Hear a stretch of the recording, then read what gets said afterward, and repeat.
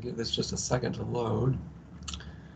All right, so today we have, it's time to start. So today we have our 68th English Department Forum on Language and Literature. And this is a presentation by Jonathan Lewis called Resistance to Viral Loads, Networks, Instabilities, and Race in Snow Crash. And so we're going to hear about this upcoming project that's part of a book project, right? Correct. All right. So it's a proposed book. It hasn't been accepted yet. Hey, it's got to start somewhere, right? Yeah, it's what I'm trying to do is get a sample chapter together so that I can send that to the publishers and see what they think. This is actually the fourth chapter out of 4, and much of the work is dedicated to this. The central idea of the large project is looking at new classics of science fiction. So this would just be one of in a series of books about that topic. And so the fourth chapter, as Ben said, is Resistance to Viral Loads, Networks, Instabilities, and Race in Neal Stephenson's Snow Crash. The intersections of race, class, gender, and access to digital networks are curiously absent from much of the extent criticism of Snow Crash. Among the first critical responses to the novel are David Porush's Hacking the Brainstem, Postmodern Metaphysics, and Stevenson's Snow Crash. That was in 1994. The novel was published in 92. And then Catherine Hale's The Posthuman Body, Inscription and Incorporation in Galatea 2.2 in Snow Crash. That came out in 1997 and then was partially adapted into her 1999 book, How We Became Posthuman. And like most of the criticisms since, Porush and Hales concentrate on themes such as language, computer and biological viruses, and the spread of information in the novel. For example, Porush argues that, quote, like many good postmodern texts, Snow Crash unfolds and collides a polyphony of voices and textual play, while keeping the paradigmatic postmodern themes of interpretation, ambiguous messages, cybernetics, cognition, and information at its center.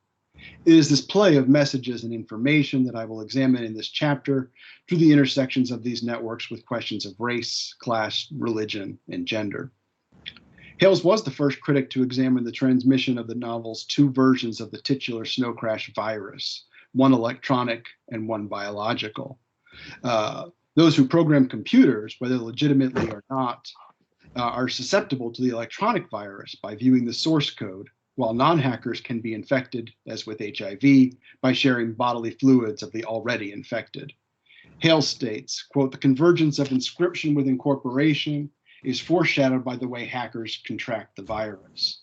While ordinary folk ingest it as a drug or get it by exchanging bodily fluids, hackers can catch it simply by looking at the bitmap of its code. As the narrator points out, the retina is connected directly to the cortex.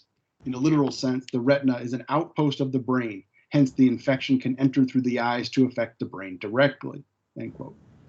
Anyone infected with Snow Crash becomes a node in a viral network, both controlled by the commands issued by Ens, or the high priests in ancient Sumeria, and capable of infecting a new host through blood transmission.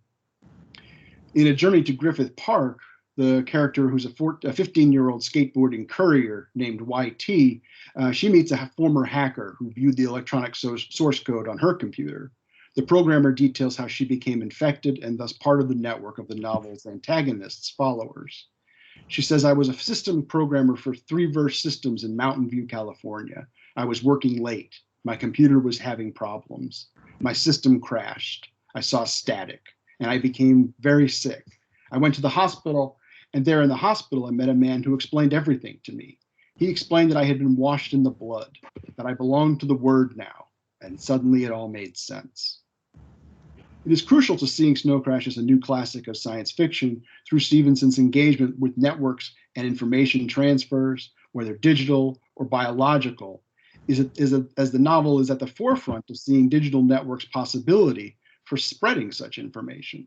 Resistance to this network of biological, ideological, and electronic infection comes by way of hacking, of creating seemingly impossible solutions to the entire problem.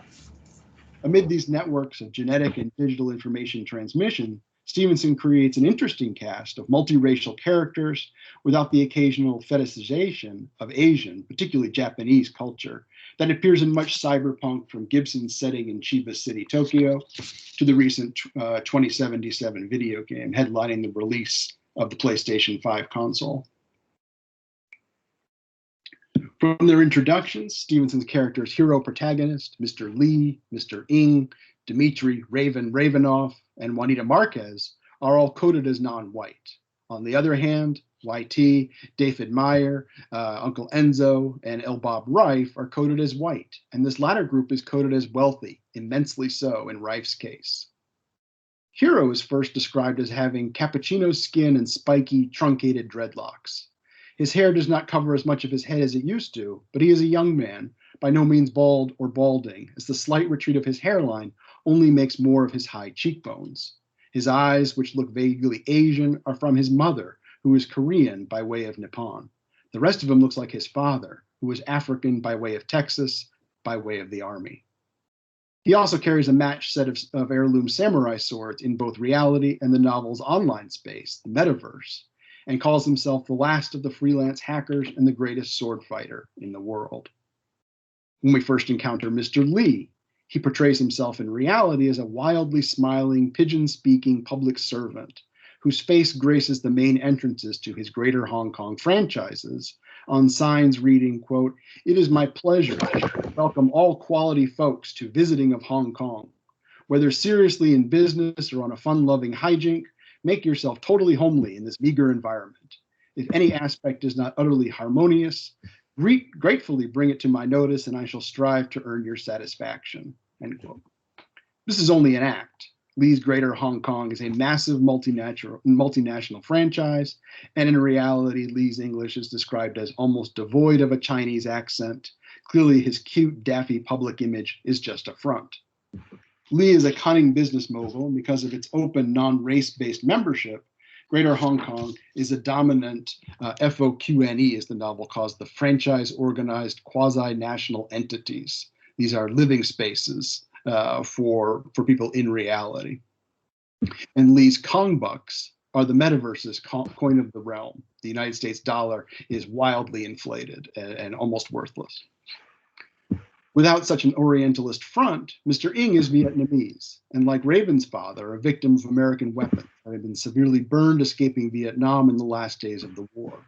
He now lives in a reconfigured airport fire truck, where he is able to be mobile and exist in reality and the metaverse at the same time. He designs weapons and other defense systems for Mr. Lee and other clients, and like Mr. Lee, his English is quite precise. Turning to Raven, although he has a Russian name, Raven is perhaps akin to the Native American trickster figure he shares a name with. But Stevenson conflates him more with the Greek god Ares, as Raven is bent on violent revenge, determined to destroy America because his father was twice bombed by American nuclear weapons, first at Nagasaki during the Second World War, and later in the Aleutians during H-bomb testing. Raven is first introduced as having a very tall, very large, black and white avatar in the metaverse with, quote, long hair parted in the middle like a curtain to reveal a tattoo on his forehead, which we later learn reads, "Poor impulse control." It is only later that we learn that Raven travels by motorcycle in reality, complete with a Russian tactical nuclear warhead as a sidecar. Prior to the novel's plot, he kayaked from the Aleutians to Russia, boarded a Soviet submarine, killed everyone on board, and removed the warhead. It goes wherever he goes and is wired to his brain to detonate in the event of his death. Juanita Marquez is described by Hero's first impression at Cal Berkeley as, quote, dour, bookish, and geeky, but with a flamethrower tongue that she could turn on people at the oddest times, usually in some grandiose, earth-scorching retaliation for a slight breach of etiquette. 2 pages later, Hero adds that she has long, glossy black hair that had never been subjected to any chemical process other than regular shampooing. She didn't wear blue stuff on her eyelids. Her clothing was dark, tailored, restrained, and she didn't take shit from anyone, not even her professors. She's then described through her actions, including first Hero identifying her through her avatar's body language. He recognizes her by the way she folds her arms when she's talking, the way she tosses her hair when she's listening to David. It is noted that she comes from Mexicali, but much more important are the lessons Juanita learned from her Mexican grandmother that Juanita would apply to her work on avatars' faces in the metaverse that would become the industrial standard. She was the face department because nobody thought that faces were all important. They were just flesh-toned busts on the top of the avatars. But Juanita was just in the process of proving them all desperately wrong. Her grandmother's ability to decipher signals in Juanita's teen pregnancy in maybe 10 minutes just by watching my face across the dinner table. Juanita learned to, quote, condense fact from the nuance of vapor, and she focuses on rendering faces such that they could be so read online. It is these protocols that Juanita coded into avatar faces that make their startup, the Black Sun meeting space, a success and a metaverse standard, and it makes them all quite wealthy.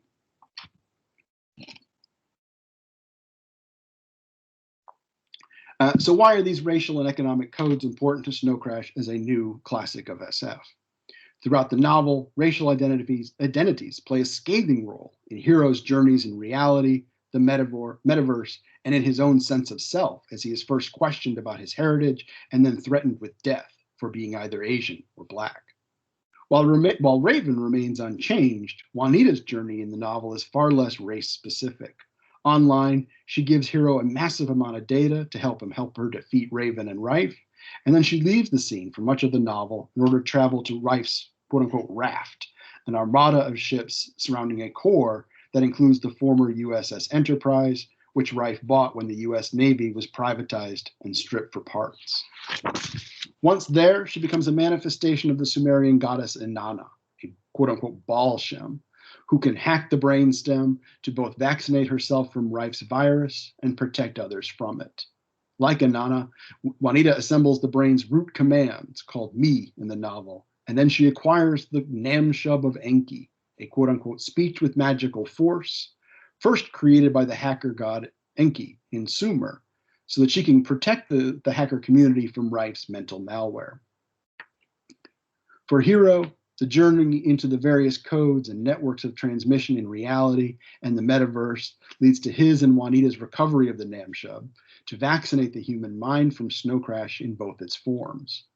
Hero learns from the librarian, an AI Juanita loaded into his laptop, that Enki is, quote, the god of wisdom.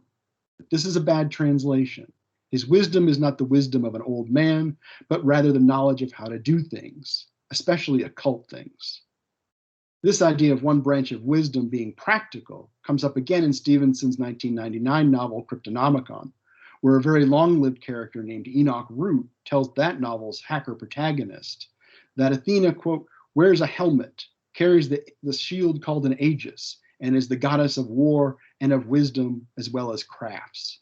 She was the goddess of Métis, which means cunning or craftiness. It's all a bad translation. The word we use today to mean the same thing is technology. Instead of calling Athena the goddess of war, wisdom, and crafts, then, we should say war and technology. And here again, we have the problem of overlap with the jurisdiction of Ares, who's supposed to be the god of war. And let's just say that Ares is a complete asshole, end quote. Twice in his published work, then, Stevenson engages this idea of wisdom, technology, and bad translations from ancient languages. Enki, further described as, quote, master of all the right commands, is seen by Hero as the first hacker in human history, capable of creating commands that release the people from mindlessly following the basic tenets of society, being controlled by the priest class. Enki's most important role, quote, is as the creator and guardian of the me and the gis-her, the keywords and patterns that rule the universe, end quote. The me are defined by the librarian as being like, quote, the algorithms for carrying out certain activities essential in society. Some relate to the arts of war and diplomacy. Many of them are about the arts and crafts. Music, carpentry, smithing, tanning, building, farming, even such simple tasks as lighting fires. Hero sees the me as the operating systems of humanity, and Enki was a root user, able to write code and spread information across his society. As Hiro summarizes, Enki's water, his semen, his data, his me flow throughout the country of Sumer and cause it to flourish, end quote. Once the network of these routines is broken by Enki hacking language and allowing humans to subvert the priest class, human society flourishes as new languages emerge and human creativity is unleashed. Drawing from both the Sumerian and Greek pantheons, then, Stevenson posits that hackers' wisdom and the commands they exercise are keys to human agency, going back to the first successful society and as far into the future as the 71st century in his later novel, Seven Eves. Stevenson's modern hackers and other heroes are the worshippers, then, of Enki and Athena, no matter their race or background, so long as they, as is made clear in Snow Crash and his other works, they use their wits and creativity to solve the impossible. In all his works, even the self-described juvenilia of the Big U, hackers, engineers, and crafty folk of various kinds are privileged as the saviors of society, pulling solutions to impossible problems out of their brains as Athena emerged from Zeus's skull. For Raven, the opposite is true. He is part of the cult of Ares. As Root says in Cryptonomicon, Ares' personal aids are fear and terror and sometimes strife. He is constantly at odds with Athena, even though, maybe because they are nominally the god and goddess of the same thing, war. Loaded with his warhead and armed with millimeter-thick glass knives that can slice through Kevlar, Raven is a formidable opponent, one whom many characters, including Juanita, warn Hiro not to mess with. Because of the hydrogen bomb, there is little cunning in Raven's actions in the novel. He rapes YT, she's a willing participant, but she's only 15, and kills several characters who dare get in his way. He is very much a son of Ares.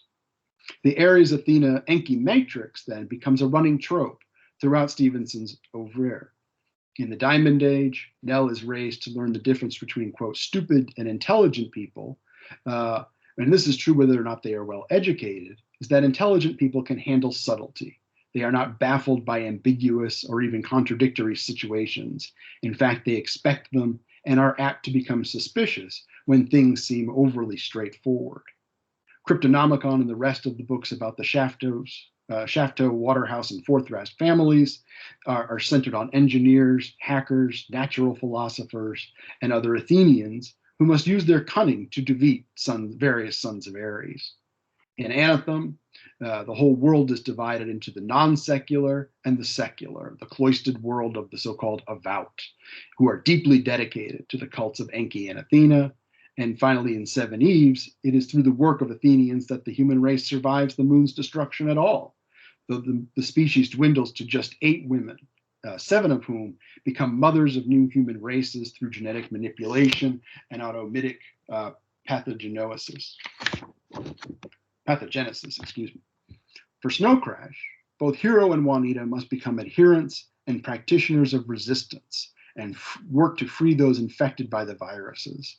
The destruction of their friend David's mind serves as a center point in the network of their antiviral efforts.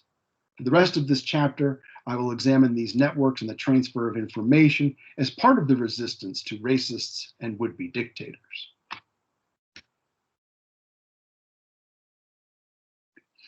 The metaverse, while open to anyone in the world, is clearly coded for the more technologically and economically able.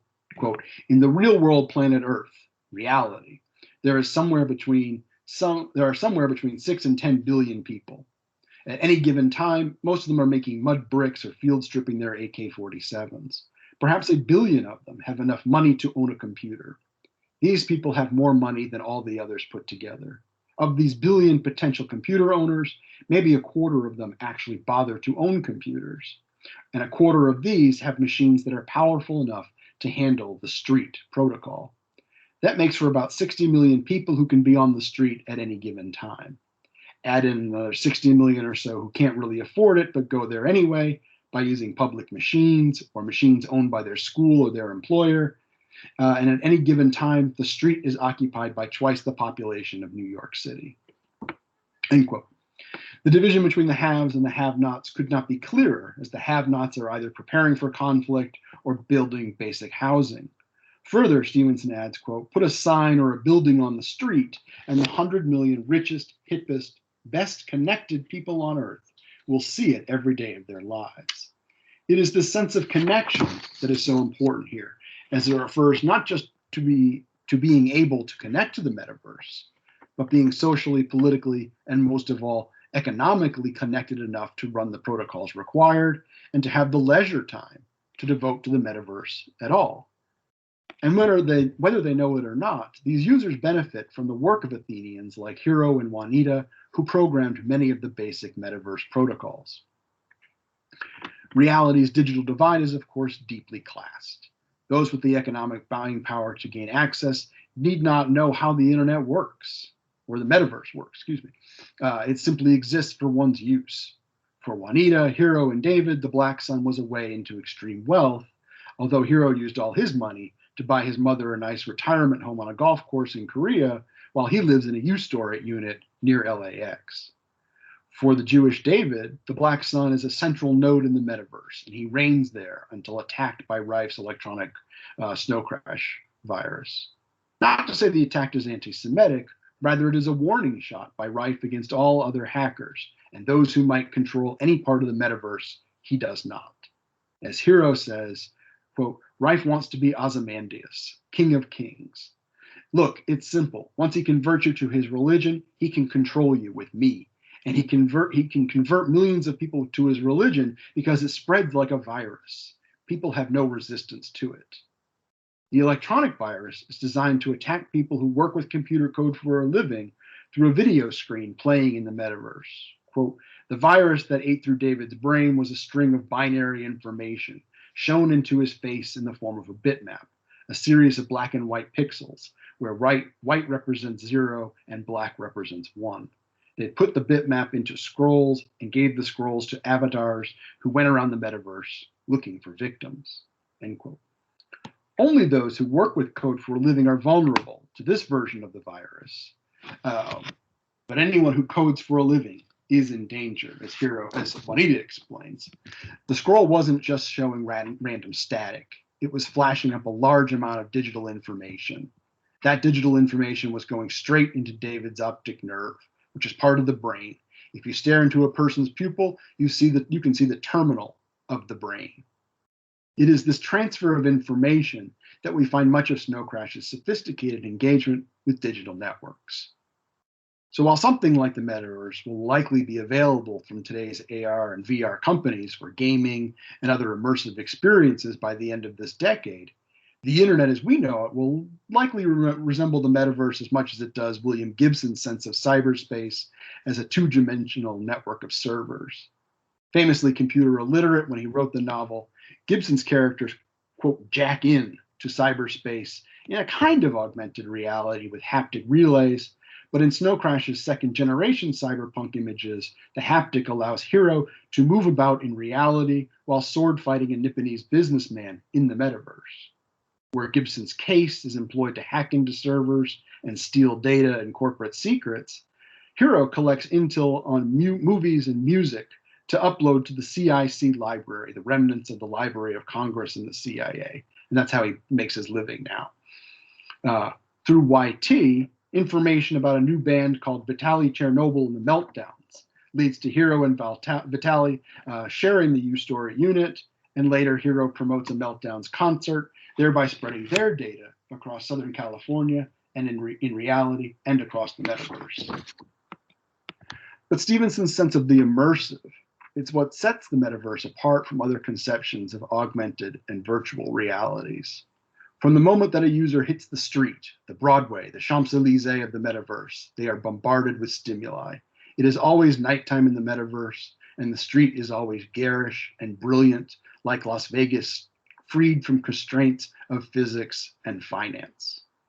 The metaverse is not evenly distributed, as Gibson says about the future, as Stevenson centers the street as the hub of online activity. The finest neighborhoods are nearest the street, and Hero and his early adopter buddies have prime real estate and strict protocols against pop-up ads and other distractions on their turf. Once out on the street, however, quote, colored shapes begin to swoop down on Hero from all directions, like buzzards on fresh roadkill. Infomercials are not allowed in Hero's neighborhood, but almost anything is allowed in the street. The infomercials are an annoyance, especially targeted ads like job offers that come to Hero, quote, as a passing fighter jet that bursts into flames, falls out of its trajectory, and zooms directly toward him at twice the speed of sound. But it's all part of the metaphor. And again, anything goes on the street. The constant flow of information reaches Heroes and other metaverse users' brains through powerful computers, goggles, and earbuds.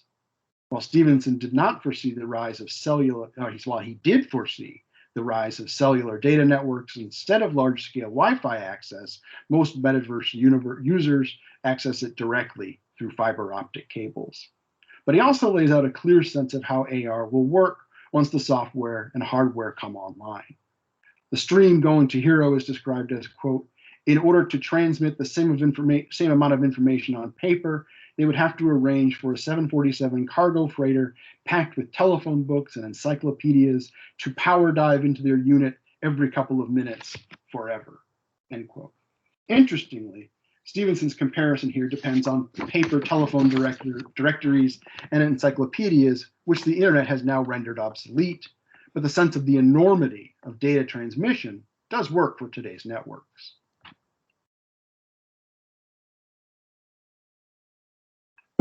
It is Reif's near monopolistic control of this flow that drives most of Snow Crash's plot.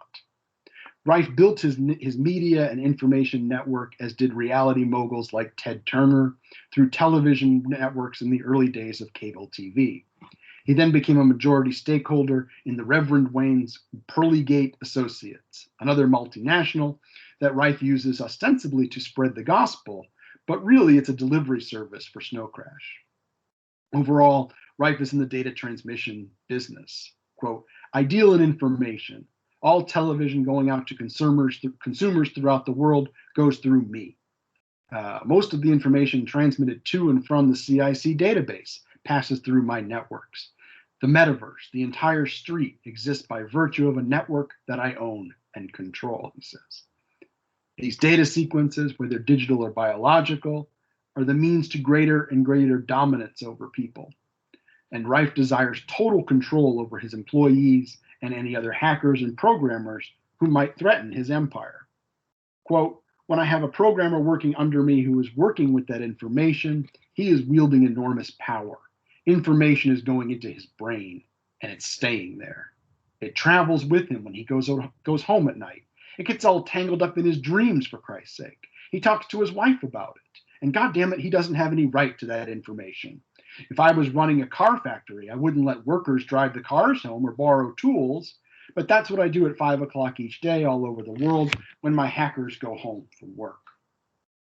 Reif's demand for total control over his workers' minds leads to his discovery of the Snow Crash virus. Hero comes to believe that Reif found it among codes in deep space radio signals, and that the virus returns human mind to what hackers might call its factory or root settings, before the Namshub of Enki freed such minds to think clearly and freely and to create new praxis.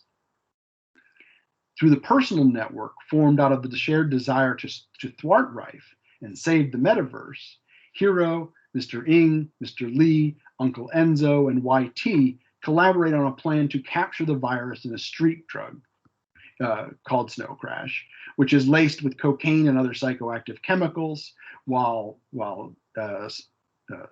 transmitting the biological virus.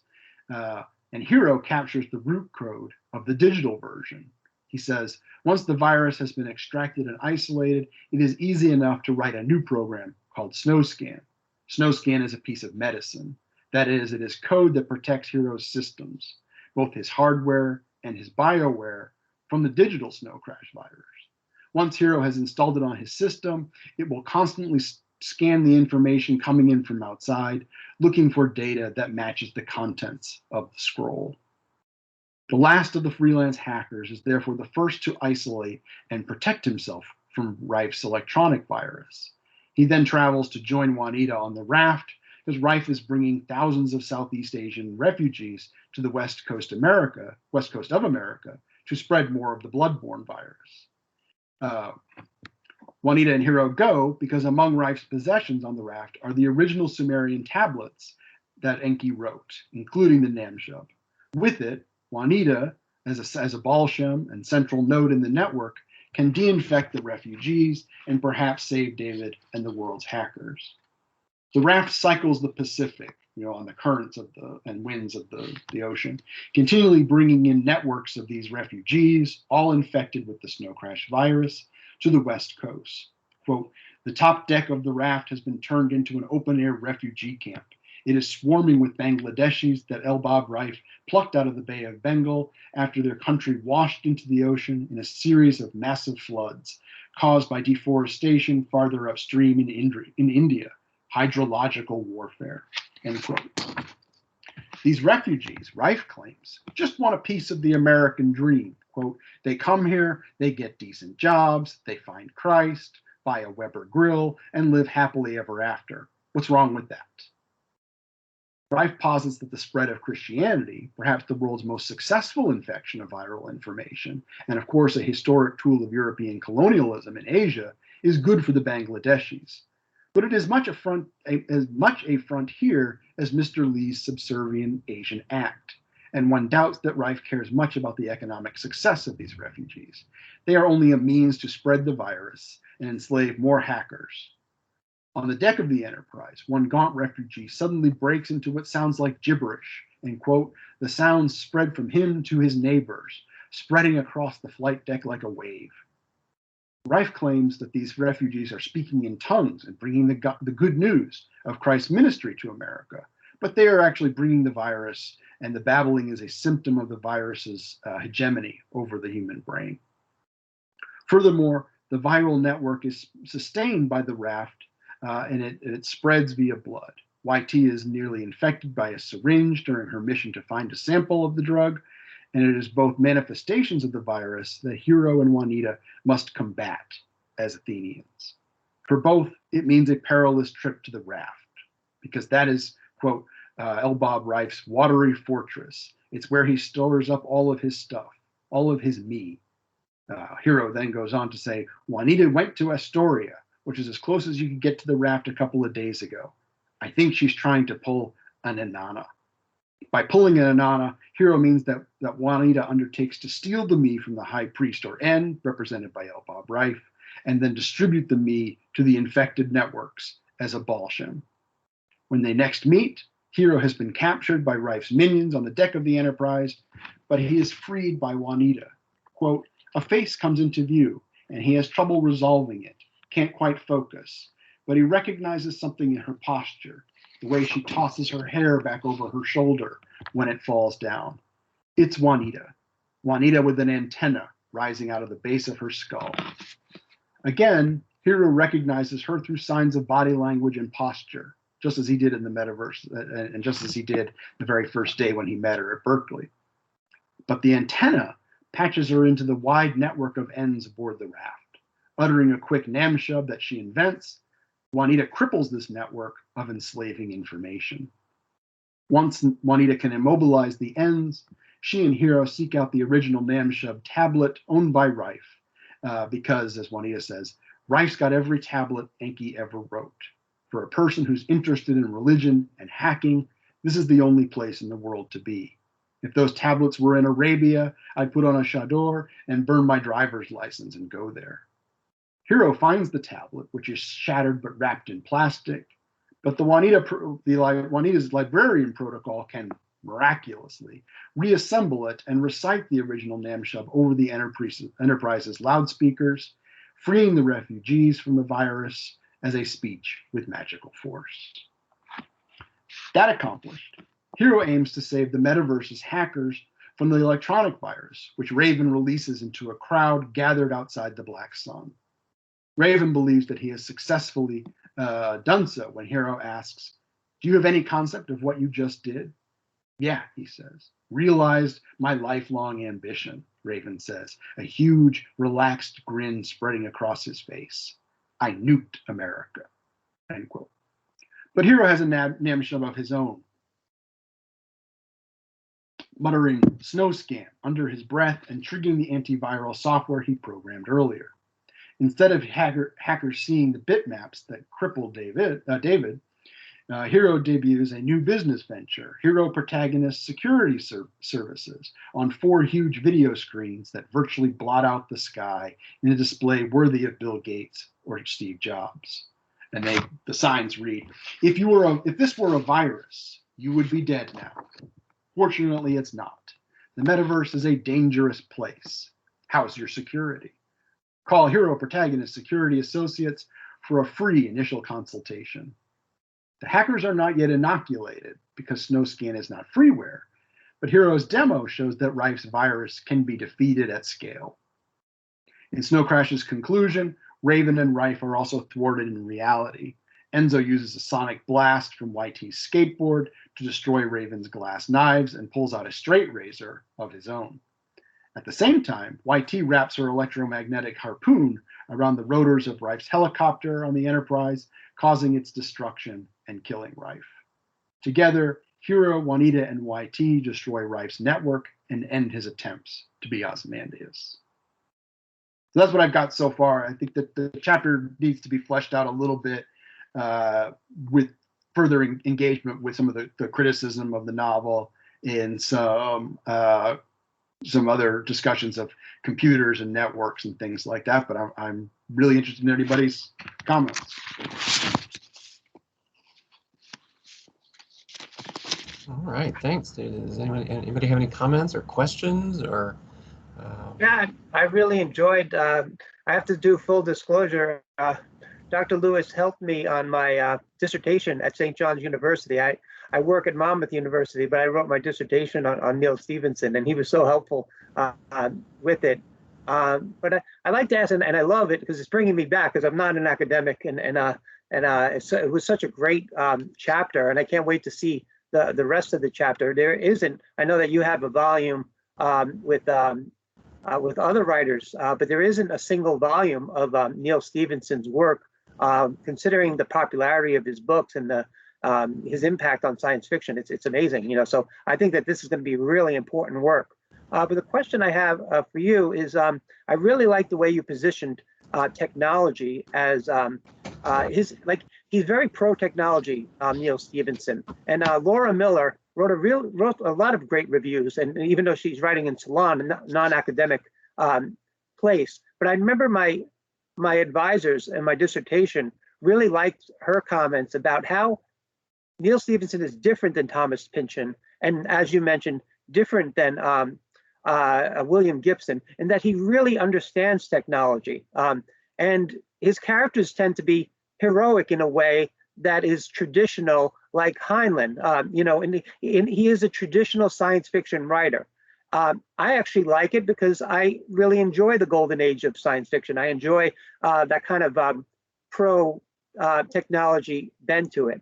But do you feel that that type of those types of characterizations somehow limit his appeal when compared to a person like Thomas Pynchon, who writes these big novels and are considered important books, whereas the Baroque Cycle and Cryptonomicon and Anathem are not in the same league in some critical circles? Yeah, I think and part of my research into the introduction of the book was looking at contemporary reviews of Snow Crash, things that came out in '92, and Kirkus had a really negative review. And they said that the characters, particularly Hero and Juanita, were basically flat and caricatures, really. And I think that's fair. I think some of Heinlein's characters are just pretty flat. They exist to move the plots along. And I think Gibson has, particularly in his last 5 novels, has really, I think, gone a long way towards becoming a much better character-driven writer.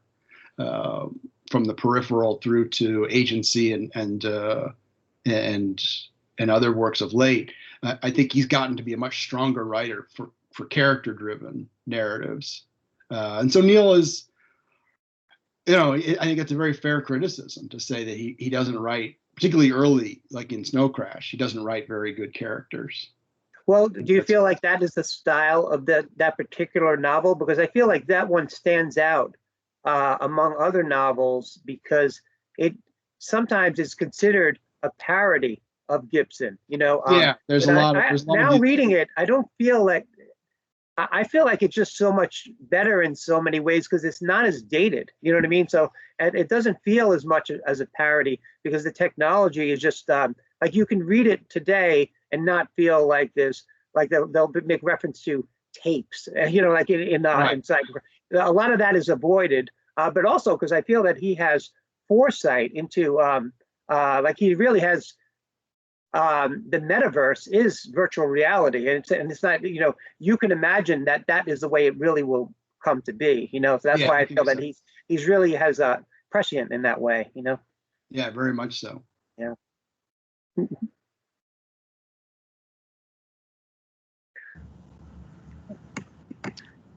Can I ask a question about a kind of intellectual history question, I guess? So Gibson publishes this or Gibson, sorry. Stevenson publishes this in what, 92. 92. And so I'm guessing he's writing this in the late 80s, where you've got stuff like Donna Haraway talking about in the Cyborg Manifesto and Primate Visions and all that stuff, where there's one of the main ideas seems to be having to do with the relationship between humans and the technologies themselves. Fast forward to Seven Eves. Seven Eves. I'm trying to say it as one word. Fast forward to this, and now you have a lot more transhumanism and posthumanism. You've got thinkers like Fukuyama arguing that this is a threat to the very idea of human rights. If the idea of human is under threat, then the idea of human rights is under threat.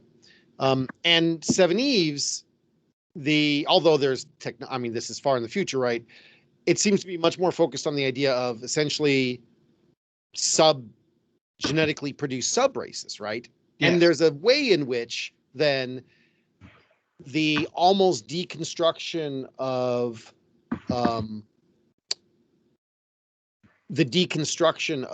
race that maybe we see. I hate to use the word deconstruction, but you get the point.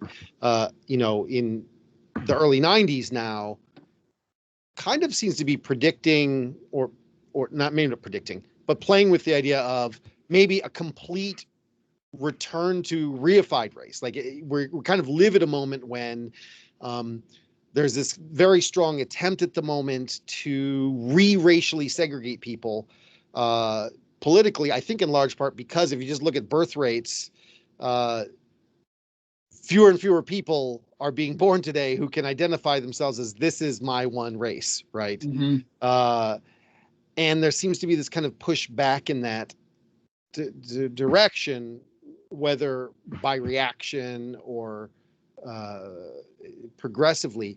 So I guess what I'm asking is, I'm assuming that you don't just think Stevenson is riding the intellectual zeitgeist along. So do you think this is a kind of, is he maybe,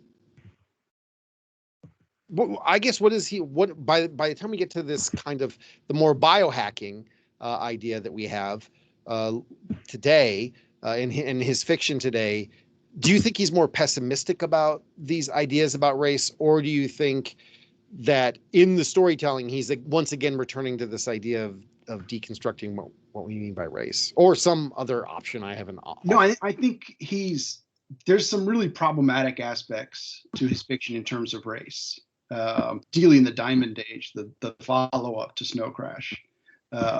There's a real essentializing of racial identities that you're born or you foster a significantly important culture, and he posits the Nipponese. He always uses Nipponese, not Japanese. He posits the Nipponese and the Anglo-American cultures as superior, and therefore they're in control of the world. And he calls them files there, phylum are trying to ascend to that level. And it's, there's an Indian group, there's I think a Jamaican group, a Caribbean West Indian group, there's African groups, and there's all these other groups that are trying to get to that forefront of technology that is held by the Japanese and the Anglo-Americans, and it's deeply problematic there. And I think in terms of the genetic engineering that goes into Seven Eves and the survival of the race, I think it's just reifying that idea that we must have races, that there must be, phenotypical and genetic characteristics that are endemic to a group, because that's what groups do, and that's how a human culture works. And I think it's pretty reductive in a lot of ways on Stevenson's part. I think it's one of his weakest aspects as a writer. And in the air at the time was Charles Murray's bell curve, which could have tied in. Those ideas were in the air at the time, and so I feel like some of that ties into the Diamond Age as well.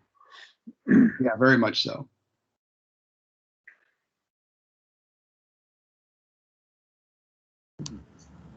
Other comments? Other questions? Yeah, do you mind if I ask a question? Please go ahead. Yeah, I just wanted to comment on, you said a second ago, and correct me if I'm wrong, Stevens' handling of race is one of his weaker kind of aspects as a writer. Are you saying just in the way he handles it, or in that he's not being critical enough of it? Because looking back to The Diamond Age, a book I did read, and I thank you for, in this presentation, you reminded me it was written by Neil Stevenson. I'd completely forgot. I thought it was a completely different writer entirely. And then I was like, oh no, that's the same guy that wrote Snow Crash. But in The Diamond Age, he's being way more critical of like Anglo culture as being superior, in that, the Anglo characters in The Diamond Age, they think they're superior, but then, by the end of the book, and I don't want to spoil a 25-year-old book to anybody here. Stop me if you don't want me to. But by the end of the book, they're shown as the losers, and they pretty soundly lose what they're doing in a very kind of, if you've read the book, it's all about, the kind of colonialization of China. But, they're not shown in a good light in that book. No, so but please explain more about they're that. consistently reified as superior by those who seek to subvert their own culture. And I think it's, the equity Lord Finkel McGraw, who's sort of the main neo-Victorian Anglo-American character, who is himself genetically Asian. It's really interesting. He's adopted into an Iowa farm family. But he comes to be really ambivalent as a character. On the one hand, he's saying, oh, children need to learn to be subversive, but ultimately they'll come back to our values because those are the best. And I think for him, at the end of the novel, the victory is subversive, but ultimately order will reestablish itself, and the Anglo-American viewpoint will be back on top again. So you're saying that's what Stevenson is kind of writing, that I think it is satirical in a lot of places, but there's just a pattern of people will be what their group think is. And I think that again is kind of a weakness of the writing. There's a little less agency in his vision of race, I think, for a writer. So that makes me look at the end of the book differently. So even though at the end the Anglos kind of lose, they're still supposed to have won. Is that what you're trying to say? Yeah. Ah, okay. All right. Yeah, because Nell and her mouse army are just equals. Yeah.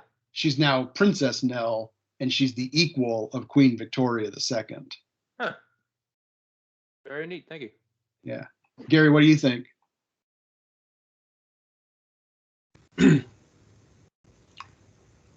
Okay, good.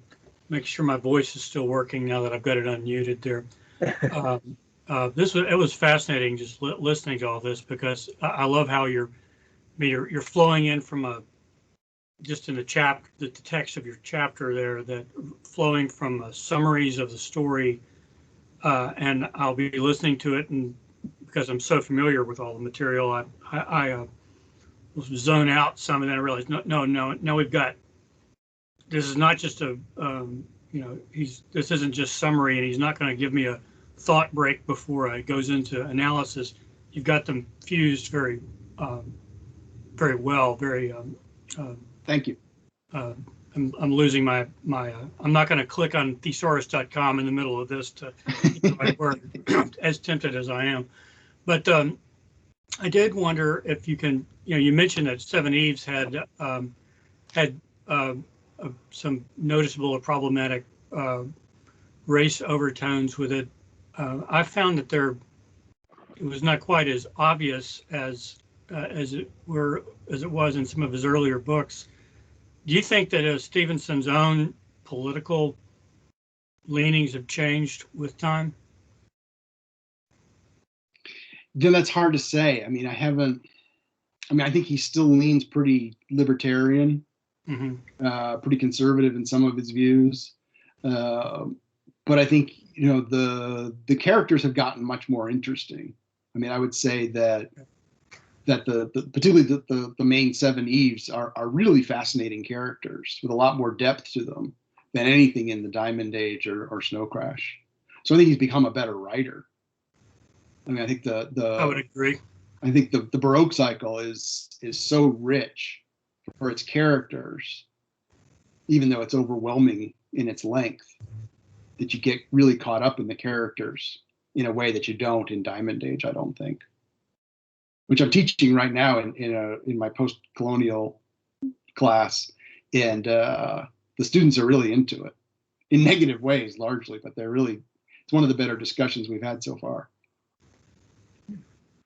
But thanks, Gary. Appreciate it.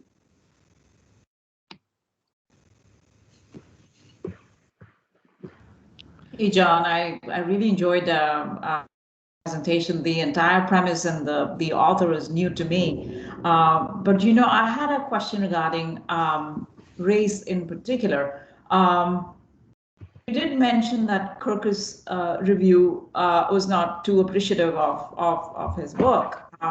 What about given the racially sensitive climate that we are living in, what kind of a reaction is our critics, especially academic ones, bringing into the table as we read it today? I know that this was published in 1992. Yeah. But how are we reading it today? And one more question: is this writer coming from elsewhere? Is he a scientist of some sort? Is he a physicist, or is he an English person? Or he's got a really interesting background through, I think, Gary might correct me here, I think it's 3 generations of academic scientists.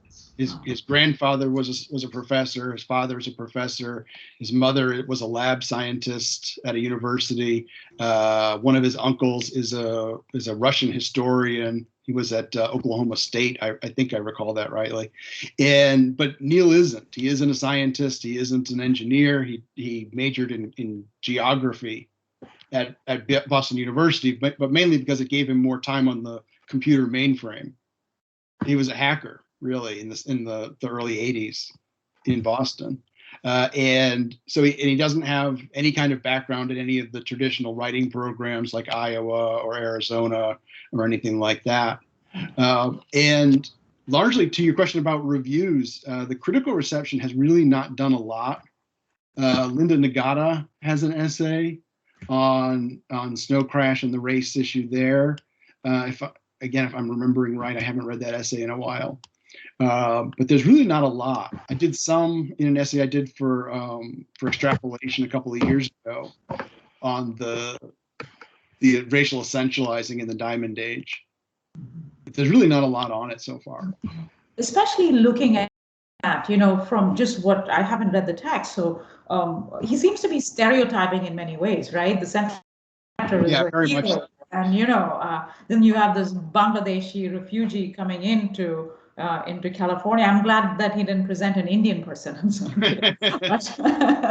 But he seems to be essentializing all these characters, and one would hope that it is to negate these barriers and boundaries, but seems to exasperate these divisions, right? Yeah, he does that a lot.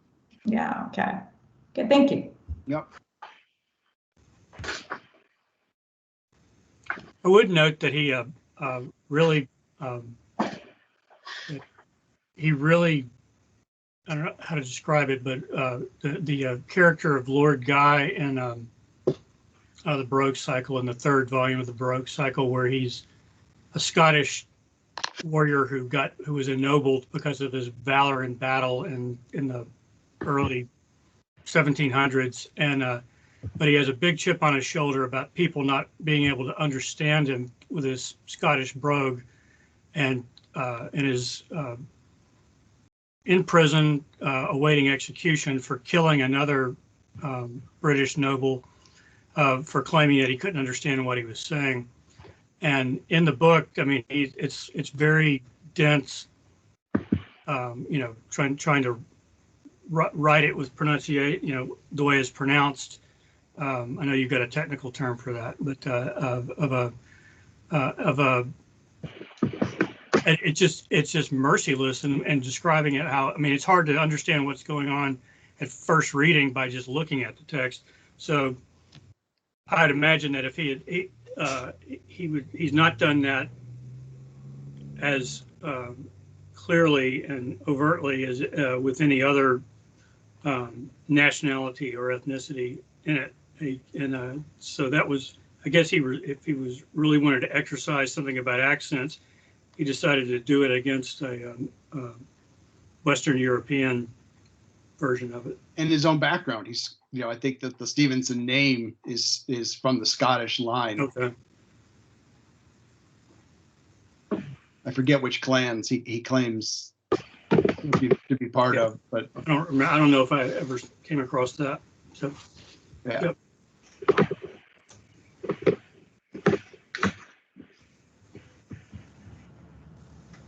Anyone else?